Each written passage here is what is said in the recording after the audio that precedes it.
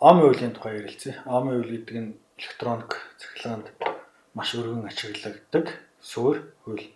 За омын хууль нь хүчтэй, гүйдэл, эсрүүцэл гурвын хоорондын хамаарлыг илэрхийлнэ. За эднээс хүчтэй гүйдлэг бол өмнө үзсэн. Өнөөдөр нэмж эсрүүцэл үзнэ. Эсрүүцэл нь тухайн бодисынхоо шин чанараас хамаарна. Жишээ нь алт, мөнгө, цаас гэх юм бол энэ гурван эсрүүцлүүд нь өөр өөр байна. Омын хуулийг гаргахаас өмнө ямар нэгэн урсгал гэдэг үгнээс гүйдэл гэж ойлгож болно. Ингээд усны урсгал дээр тулгуурласан хялбархан туршилт хийж үзээд томьёогоо гаргая. За цахилгаан цэнийг их өргөдлүүлэх юм бол их потенциалтай, бага өргөдлүүлэх юм бол бага потенциалтай. Энэ хоёрын хоорондох зөрөөг нь хүчтэй гэж үзсэн. За тэгвэл энэний таглааг авах юм бол их потенциалтайгаас бага потенциалтай руу ус урсна. Усны энэ урсгалыг гүйдэл гэж үзсэн. За тэгвэл өнөөдөр шинэ ойлголт үүснэ. За энэ хоёрын хооронд биднес юугаар холбогдсон байна вэ? Дамжуулагч хоолоогоор холбогдсон байна. Хоолойг биднес эсэргүүцэлтэйгээд R гэж тэмдэглэж. Усны төвшингийн зөрөөг хүчтэй буюу B, усны урсгалыг E буюу гүйдэл. Энэ гурав хоорондоо ямар хамааралтай байдгийг өнөөдөр авч үзье. Энэ хоёрын хүчтэй их вэ? Их байх юм бол ус яах ёстой вэ? Илүү хурдан урснаа. Потенциалын зөрөө буюу хүчтэй төвшин бага байх юм бол усны урсгал багасна гэсэн. Хүчтэй байх юм бол гүйдэл нь их байна. Хүчтэй бага байх юм бол гүйдэл нь бага байна гэсэн. Цахилгаан эхлэхэд дээр турш. Улаан өнгөтэй юм бэ гэхлээр лед буюу гэрлэн жод энийг хаанаас авах юм гэхлээр жожголкоос авна. Энэ потенциометр буюу хувьсдаг эсэргүүцэл. Тэгээд эхний ээлж нь эндээ бүгдээрээ 4.5 вольт хүчлээ.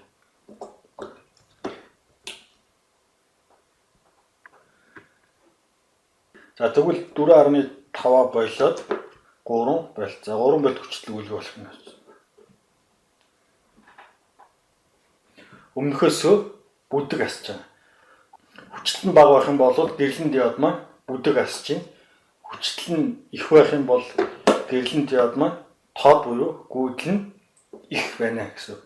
За хоёрдугаар туршилт дээр юм хаалт тавьсан гэж байна. Тэгээ энийг эргүүлээд хоолоогоо нарийсгаад байна. Хоолоогоо нарийсгаад байх юм бол усны урсгалын хэмжээ ах хэрэгтэй үлээ. Багаснаа. Бүр ингээд нарийсгасаар ингээд хаач ус урсгаа болох үе гүйдэл нь тэг болно гэсэн. Цахилгаан эхлэхэн дээр бүгдээр авч үзье. Бүдэг аснаа гэдэг маань энэ хоолоогоо яасан гэлээ хаацсан гэсэн үг. Бүр ингээд хаачих юм бол усны урсгал буюу гүйдэл маань бага болно. Гүйдэл нь бага болохоор лед маань муу асна. За хоолгоо өргөн болох. Өргөн болгоод бүр өргөн болгоч. Ингээд энэтэй адилхан өргөн болгоч. Ингээд өргөн болгох юм бол усны урсгалын хэмжээ их буюу гүйдэл маань их болоод гэрлэн диод маань ажиж гэлээ. Тод асч байгаа гэсэн. Хоолойны шин чанарыг авч үзье бүгдээр одоо. За цахилгаанд энийг эсэргүүцэл гэж нэрлэж. Эсэргүүцэл буюу R. За тэгээд хялбархан туршилт хийж үзье.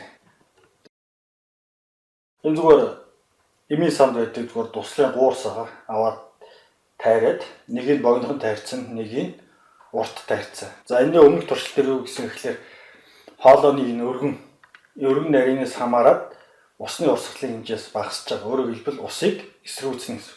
Нарийн байх тусам эсэргүүцэл нь их. Эсэргүүцэл нь их буюу гүйдлийн яд гэсэн лээ. Бага гүйлгэн. Одоо тэгвэл энэний уртаас хэрхэн хамаарахыг авч үзсэн. Нэгийг богинохон тайраад нэгийг урт тайрц. Хоёрын хоёр цаас тавьчихсан. Хоёр цаас үлээгээд үзье зэрэг.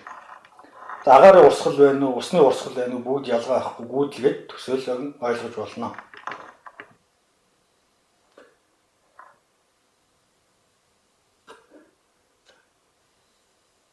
Богинохоо хоолоотойгоор агаар сайн нэвтрээд цаасаа хол түлхээд урт хоолоогоор агаар муу нэвтрээд энийг яаж байгаа вэ? Баг түлхэж байгаа. За энийг зүгээр гэртээ систем аваад хийгээд үзье.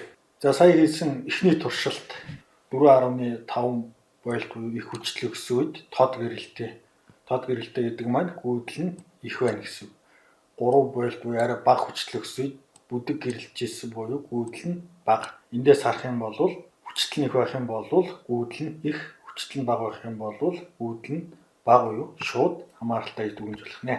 Хоёрдугаар туршилт хоолоогоо бүдүүн нарийн буюу эсэргүүцлийн хэмжээг нь ихсгэж багассан. Эсэргүүцэл их буюу хоолойгоо нарийнхан болгох юм бол лед маань бүдэг гэрэлтэй буюу гүйдэл нь бага байсан.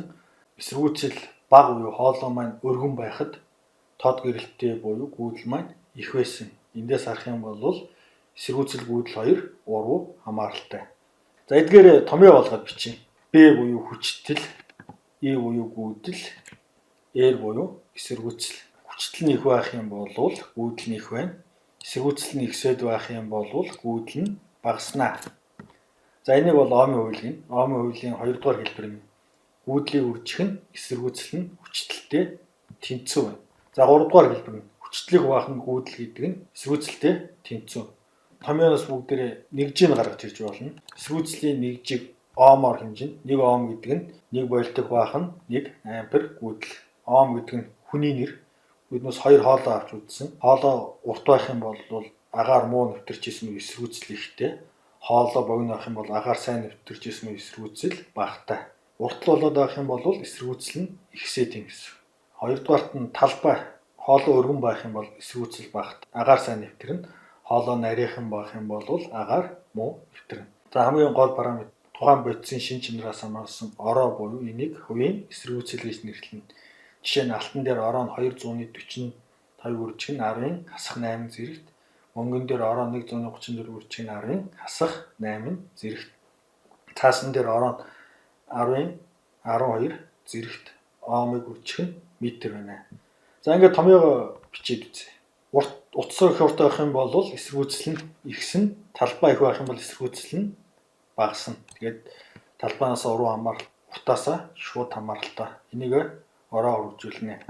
Алтыг аваад үзэх юм бол алт 10-ын хасах 8 зэрэг гэдэг чинь маш бага. Маш бага гэдэг чинь алтны эсэргүүцэл нь бага байна. Цаасаа 10-12 зэрэгт буюу маш их хэмжээтэй. Тэгэхээр цаасны эсэргүүцэл нь маш их хэмжээтэй. Эсэргүүцэлтэй байна гэдэг маань гүйдлийн хэмжээ нь бага байна гэсэн. Өөрөөр хэлбэл цаасаар гүйдлийн авах нэг мэдлэр нэвтрэхгүй. Тийм учраас цаасыг тусгаарлагч.